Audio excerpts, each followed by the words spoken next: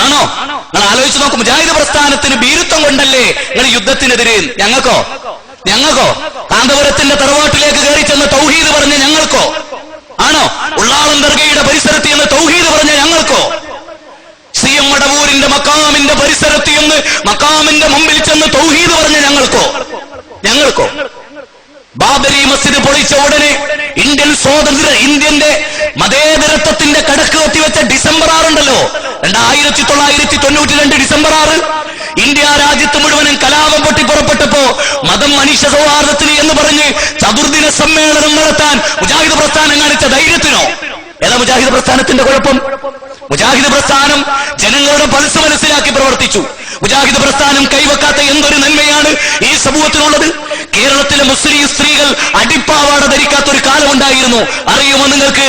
അവർക്ക് അടിപ്പാവാട ധരിപ്പിച്ച പ്രസ്ഥാനമാണ് മുജാഹിദ് പ്രസ്ഥാനം. അറിയോ നിങ്ങൾക്ക്? അതിനർത്ഥം ഞങ്ങൾ പെണ്ണുങ്ങളെ പാവാട അടിക്കാൻ നടക്കുകയായിരുന്നു എന്നല്ല. ഇനി നാളെ അങ്ങനെ വ്യാഖ്യാനിച്ചേക്കണ്ട. പറഞ്ഞു വന്നതിന്റെ അർത്ഥം അതിന് പോലും അവസരമില്ലാത്തൊരു സമൂഹത്തെ. എനിക്കറിയാം, ഞാന് അരീക്കോടിനടുത്തൊരു സ്ഥലമുണ്ട്, ഇരുവേറ്റി എന്ന് പറയുന്ന സ്ഥലം. അവിടെ ഒരു പ്രസംഗത്തിന് വന്നപ്പോ ഒരു മനുഷ്യന്റെ കൈ ഇങ്ങനെ പൊട്ടിയിട്ട് ഇങ്ങനെ, അപ്പൊ അയാൾ പറഞ്ഞു, ബാലുശ്ശേരി ഇതെന്താണെന്നറിയുമോ എന്ന് ചോദിച്ചിട്ടുണ്ടോട്. ഞാൻ പറഞ്ഞു, കൈ പൊട്ടിയതാണ്. അതെങ്ങനെ പൊട്ടിയെന്നറിയുമോ നിങ്ങൾക്ക് എന്ന് ചോദിച്ചു. എന്റെ ബാപ്പ ഒരു ഖുറാഫിയായിരുന്നു. ഞാൻ തലയിൽ മുടി വെച്ചപ്പോ എന്നെ വാപ്പ ഓടിപ്പിച്ചത്. അപ്പൊ ഞാനൊരു മൂച്ചിമ്മ കയറി മൂച്ചിന്റെ കൊമ്പ് പൊട്ടി വീണ് കൈ പൊട്ടിയതാണ്. മൂച്ചി എന്ന് പറഞ്ഞാൽ മാവ്. അയാൾ പറഞ്ഞത് ഞാൻ അപ്പടി പറഞ്ഞു എന്ന് മാത്രം. മാവിന്റെ മുകളിൽ എന്റെ വാപ്പ ഓടിച്ചിട്ട് കയറ്റി. അങ്ങനെ കൊമ്പടിഞ്ഞ് ഞാൻ വീണു മുടി വെച്ചതിന്റെ പേരിൽ. ഈ സമൂഹത്തെ മുടി വെച്ചിട്ട് ഇപ്പൊ ഹെയർ സ്റ്റൈൽ ഉണ്ടല്ലോ, ഓനെ വാർന്നു വെക്കാനും ഒരു ചീർപ്പ് കൈ പിടിപ്പിക്കാനും പഠിപ്പിച്ച പ്രസ്ഥാനം മുജാഹിദ് പ്രസ്ഥാനം. ഈ പ്രസ്ഥാനത്തിന് ഏതെങ്കിലും ഒരു കാര്യത്തിൽ മുജാഹിദ് പ്രസ്ഥാനം ഇടപെട്ടില്ല. സക്കാത്ത് സിസ്റ്റമാറ്റിക്കലി ഈ സമൂഹത്തെ പഠിപ്പിച്ച ആര്? മുജാഹിദ് പ്രസ്ഥാനമാണ്. ഈ പ്രസ്ഥാനം ക്രിസ്ത്യൻ ചർച്ചിൽ പറഞ്ഞ പോലെ മുസ്ലിങ്ങൾ തൊട്ടുവെക്കാത്ത ഒരു ശാസ്ത്രശാഖയില്ല എന്ന് പറഞ്ഞാൽ മുജാഹിദുകൾ തൊട്ടുവെക്കാത്ത ഒരു മേഖലയും കേരളത്തിലില്ല. സഹോദരങ്ങളെ, 2-2.5 കൊല്ലങ്ങൾക്ക് മുമ്പ് ബഹ്റൈനിൽ നടന്ന ഒരു പ്രസംഗത്തിൽ മുസ്ലിയാക്കന്മാരുടെ പണി കൃത്യമായിട്ട് അറിയാവുന്നത് കൊണ്ട് ആ കേസറ്റിൽ പറയണെന്ത്, ഇത് നിങ്ങളെ നാളെ ദുർവ്യാഖ്യാനിച്ചു പറയരുത്. എത്ര കാര്യങ്ങൾ ആ കേസറ്റിൽ നമ്മൾ എണ്ണി പറഞ്ഞു. നിങ്ങൾ ചിന്തിച്ചിട്ടുണ്ടോ? വളരെ പ്രധാനമാണ്. ഇതൊക്കെ ഇങ്ങനെ ഇട്ട് കേൾപ്പിച്ചാലും നാളെ ഇതേ ക്ലിപ്പിംഗ് ആയിട്ട് വേറെ മുസ്ലിയാക്കന്മാരും അർസനിമാരും കേരളത്തിലുണ്ടോ? ഇവര് കുടുപ്പുണ്ടോ? ലജ്ജ ഉണ്ടോ? ഒരു ആദർശത്തെ നേരിടൽ ഇങ്ങനെയാണോ? നിങ്ങൾ ആരെങ്കിലും ശ്രദ്ധിച്ചൊക്കെ ഒരു അങ്ങാടിന്ന് ഒരു ചെറുപ്പക്കാരൻ വിളിച്ചു പറയാ, എടാ ഒരു പെണ്ണിനെ ഞാൻ കുപ്പായിടിച്ച്, ഒരു പെണ്ണിനെ ഞാൻ ഡ്രസ് ഇടിച്ചു എന്ന് പറഞ്ഞാൽ അത് ക്ലിപ്പിംഗ് ആക്കിയ മുസ്ലിയാരെ അവസ്ഥ എന്തായിരിക്കും? അപ്പൊ മുസ്ലിയാർ എന്താ ആഗ്രഹിച്ചേ? ഓള് കുപ്പായ ഇടരുത്.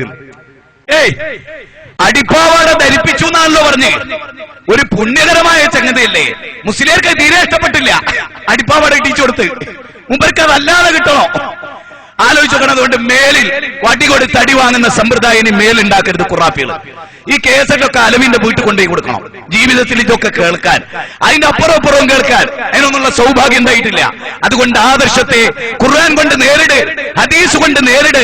ഈ ജാതി ചെപ്പടാച്ചി കാണിച്ച ആളുകളെ പറ്റിച്ച് ഊറിച്ചിരിച്ച് മൂക്കറ്റം തിന്നും കുടിച്ചും ആനന്ദിച്ചും പണം വിഴുങ്ങിയും പാവപ്പെട്ടവരെ വഞ്ചിക്കുന്ന ഈ സമ്പ്രദായം, യാ അയ്യുഹല്ലദീന ആമനൂ ഇന്ന കസീറൻ മിനൽ അഹ്ബാരി വറുഹ്ബാനി ലയഅകുലൂന അംവാലൻ നാസ് ബിൽ ബാതിൽ വയസുദ്ദൂന അൻ സബീലില്ലാഹ്.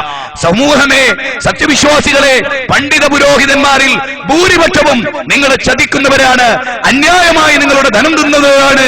വയസുദ്ദൂന അൻ സബീലില്ലാഹ്, അല്ലാഹുവിന്റെ മാർഗ്ഗത്തിൽ നിങ്ങളെ തടയുന്നവരാണ്. ഇതാണ് ഇവരുടെ പ്രവൃത്തി.